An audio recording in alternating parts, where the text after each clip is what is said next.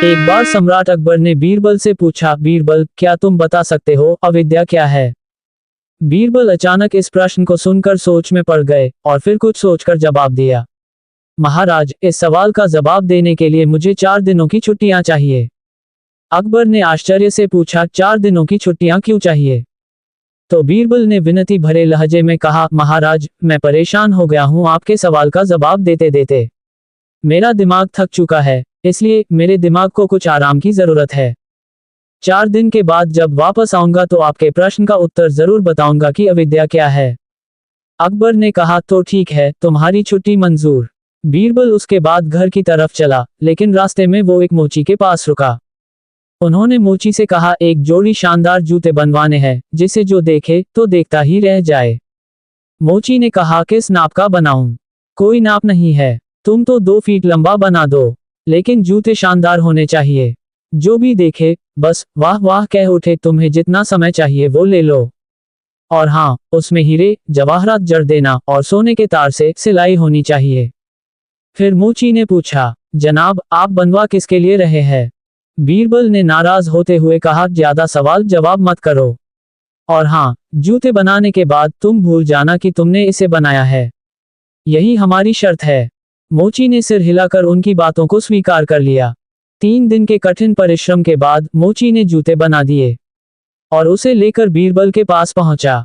बीरबल ने जूतों को देखा तो उसके मुंह से निकला, वाह वाह। बीरबल ने मोची को मुंह मांगे पैसे दिए और उसे शर्त फिर एक बार याद दिला दी।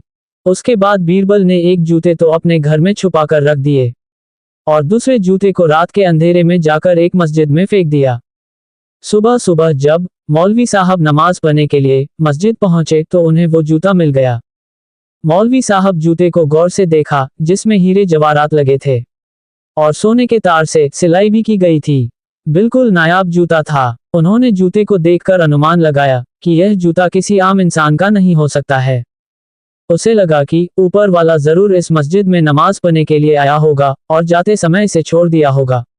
मौलवी साहब ने उस जूते को उठाया और अपने आंखों से लगाया, माथे से चूमा और अपने सिर पर लगाया।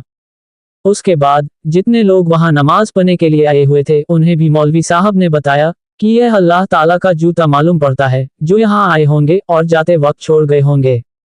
एक स्वर से सभी ने कहा, आप ठीक कह रहे हैं, ये तो अल्लाह के ही जूता है। और सबने बारी बारी से जूते को अपने माथे से लगाया। इसके बाद तो ये बात जंगल में आग की तरह फैल गई और तब ये बात अकबर तक जा पहुंची। अकबर ने कहा, मुझे भी वो जूता दिखाया जाए और फिर जूता उनके सामने पेश किया गया।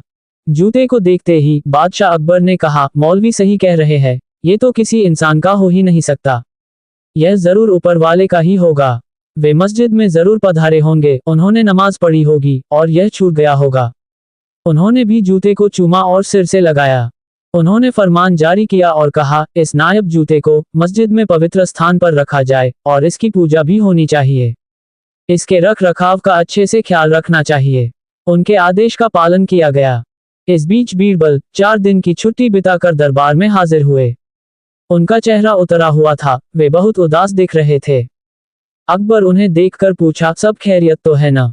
चेहरा से तो ऐसा लग रहा है जैसे किसी अपनों की मौत हो गई है। बीरबल ने कहा, क्या बताऊं जहांपनाह, हमारे परदादा के जूते थे। घर में चोर आए, एक जूता ले गए और एक छोड़ गए। हम इसलिए बहुत परेशान हैं। वे परदादा के जूते इतने दिल के करीब थे कि हमने आज तक उनको बेचा नहीं था, उसे बहुत संजो कर रखा था। अकबर ने पूछा, मुझे वो जूते दिखा सकते हो? बीरबल ने साथ में लाए जूते को दिखाया। जूते को देखते ही बादशाह अकबर का माथा ठनका। उन्होंने मस्जिद में पाए गए जूते को मंगवाया। दोनों जूते एक साथ जोड़े बन गए और तब बादशाह अकबर को इसका एहसास हुआ। तभी बीरबल ने कहा, आपके प्रश्न का उत्तर मिल गया जनाब। यही अविद्या है। ना आपको कुछ पता था और ना ही मौलवी को कुछ पता था। सब के सब बस भेड़ चाल में चले जा रहे थे। सब लोग देखा देखी उसे माथे से लगा रहे थे। सच्चाई का पता किसी ने भी नहीं लगाया। इसे ही अविद्या कहा गया है। किसी और की बात को सुनकर उसे ही सच मान लेना कहाँ की समझदारी है। हाँ, इसे ही अविद्या कहा जा सकता है। बादशाह अकबर ने बीरबल को देखा और बस मुस्कुरा दिए। उनको अपने प्रश्न का उत्तर मिल चुका था।